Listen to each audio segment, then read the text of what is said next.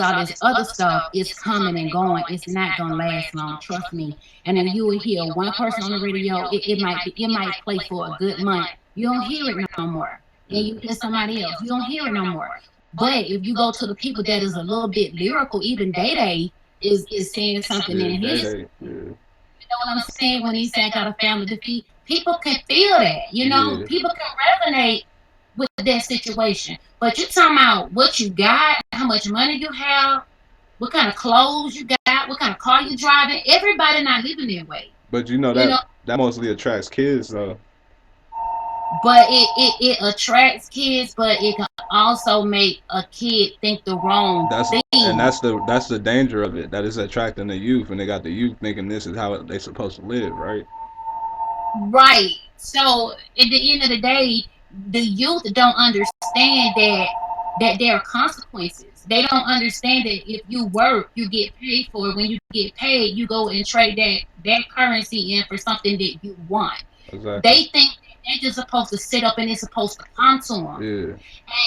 And unfortunately, with the school systems, it's not with the brick and mortar school systems, I should say, it has turned into a fashion show. And now the parents got involved with that because they want their kids not to be bullied or talked about. So they're taking their mortgage money, their light money, their gas money, and they're buying clothes and shoes so their kids can keep up in school.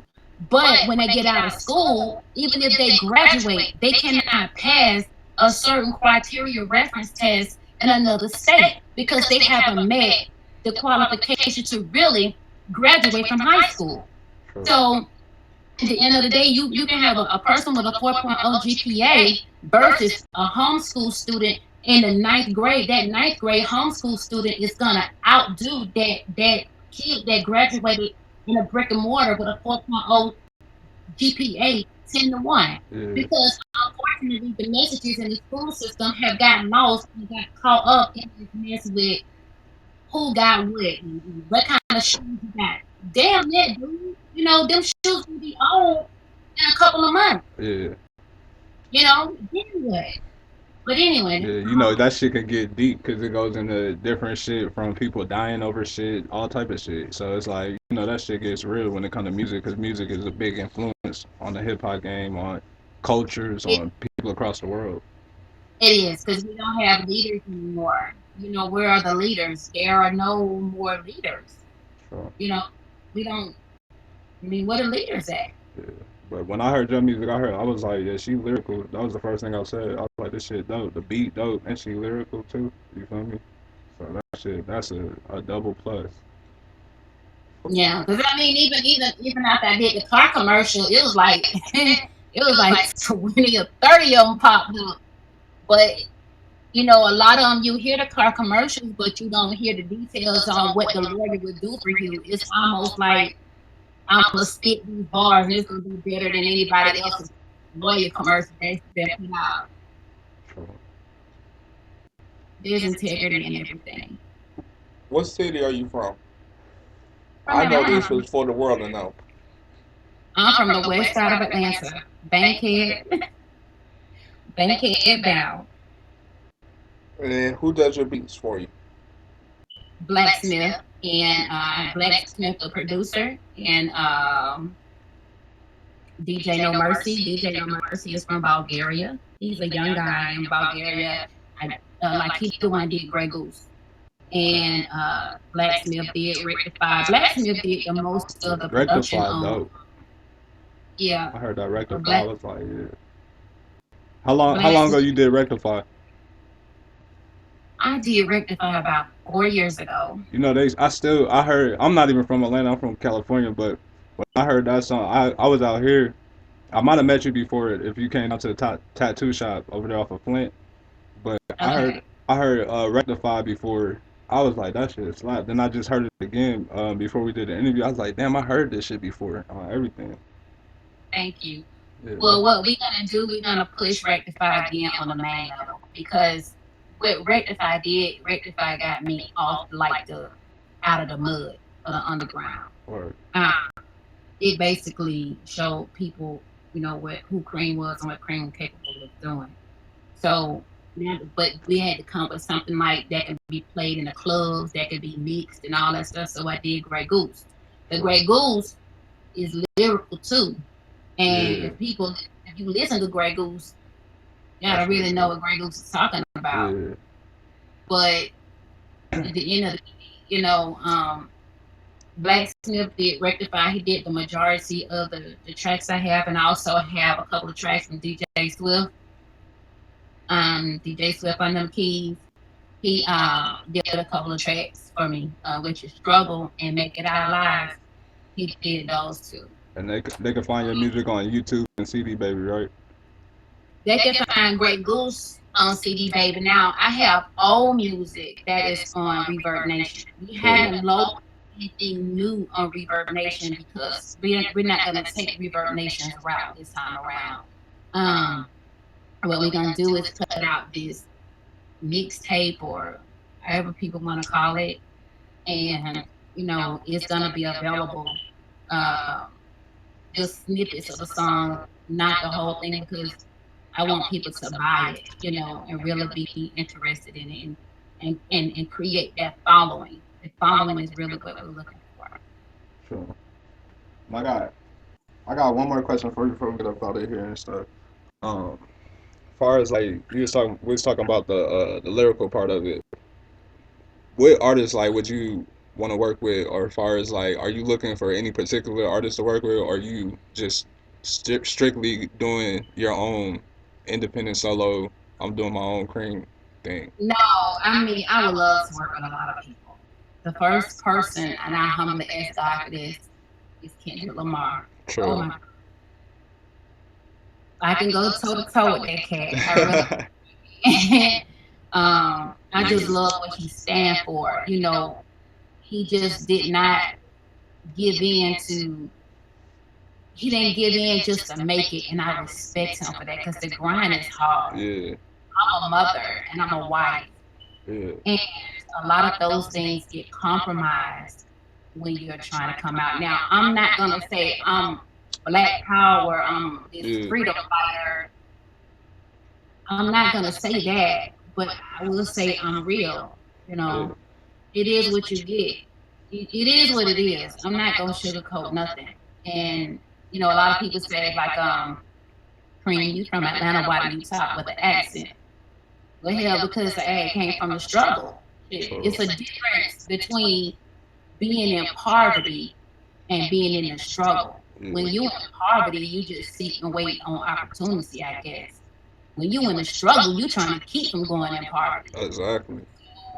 I had to pretend to be my mom to take care of my brothers. So in order for me to pretend to be her, I had to speak as if though I was an adult. So it just came as an accent and it didn't go anywhere. It just stayed there. Um, and it's authentic. I've tried to come out of it. I've tried to come out of it, but But ain't you nothing I can't. can do Yeah, about it. exactly. You feel me? From coming from the west side of Atlanta, my mom came from Bowen Home. My grandmother, she came from Edgewood and Stockdale and all of that. I grew up I grew up on Bankhead, and then my family kind of moved around the city between uh, Dixie Hill, Westlake, Bolton Place. So I done been kind of sort of all over the city, but yeah, I'm a pure, pure Bankhead, pure West Side, ain't no cut nowhere.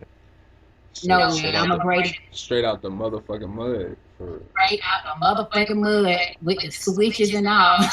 yeah, shit. The Cream. definition of Hey, ATL. Cream. I gotta say, man, I appreciate you. I know when we had first called you the first time, we was like, this our first interview, doing it on the YouTube, and I appreciate you being our first guest. You feel me?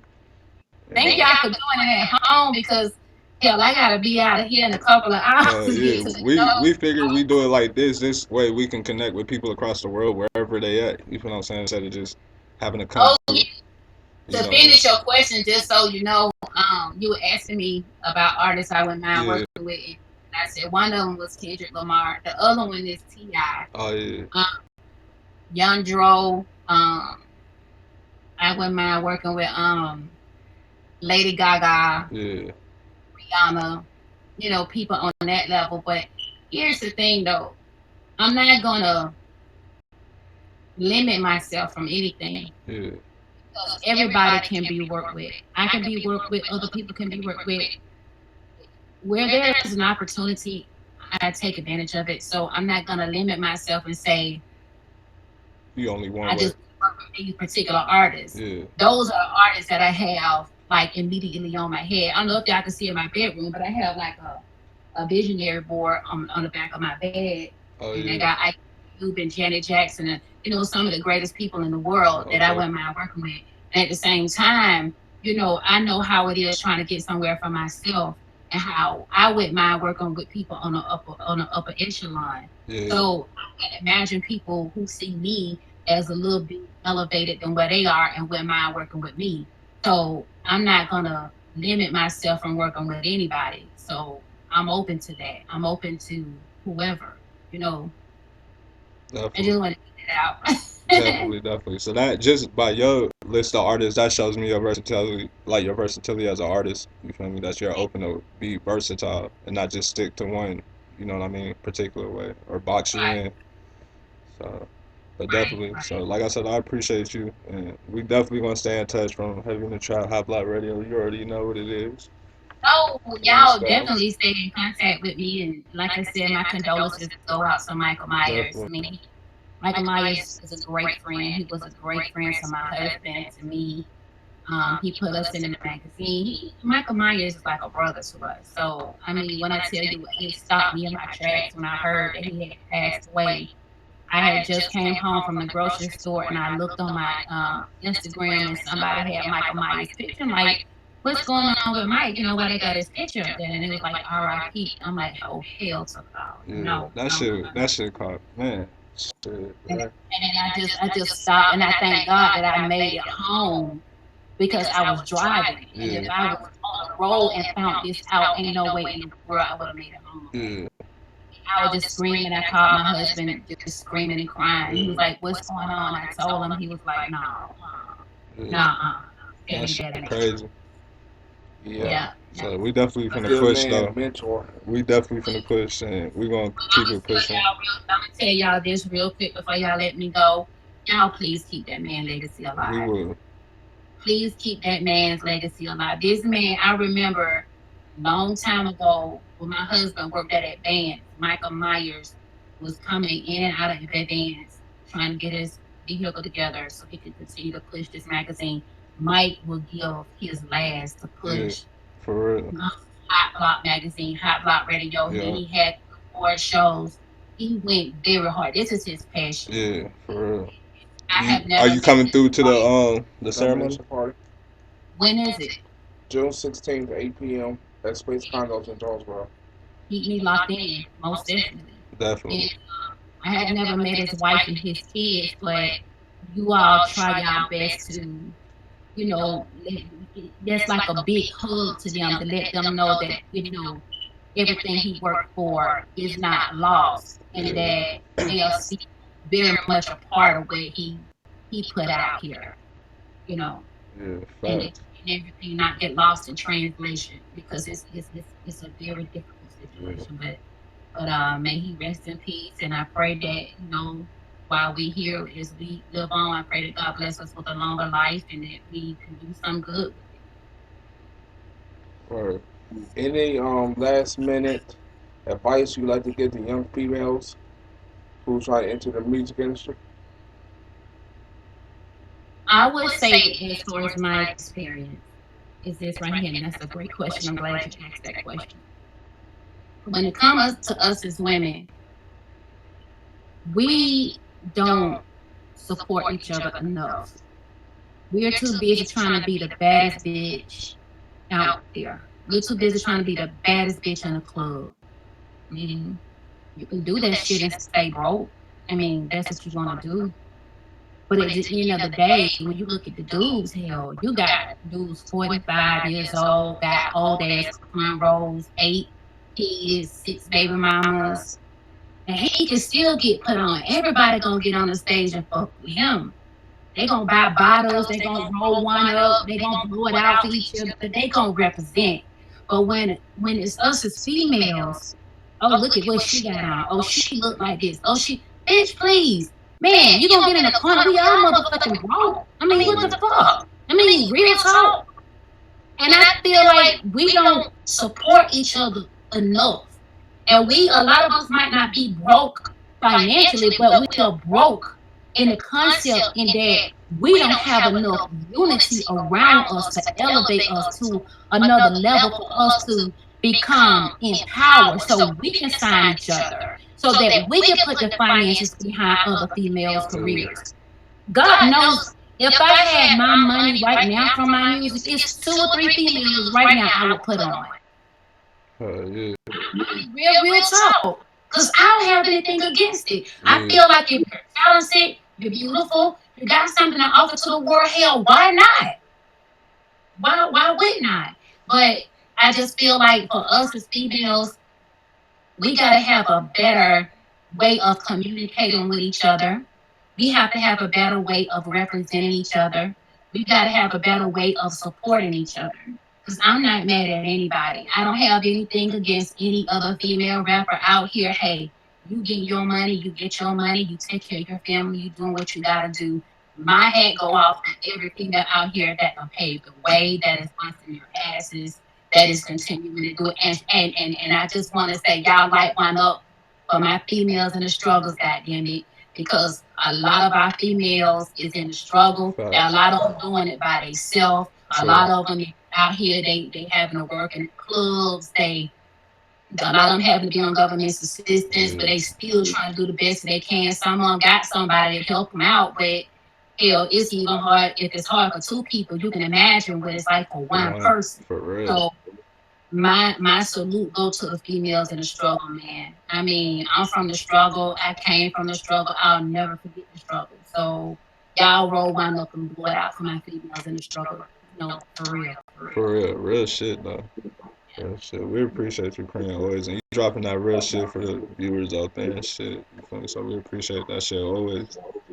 Thank y'all. Thank y'all for having me. Thank you for letting me be your first guest. Y'all make sure y'all promote it now. We gonna promote. That's what we got to do. Y'all try to speak it on IG so I can if y'all can download a little bit of it on IG so I can take it on my end and let everybody see. All right, Kreme, we got you. We appreciate you. Sit all the people around. I tell people around, you say, hey, God bless y'all. All right, you too, man. Thanks again. All right. Happy in the trap. You already know.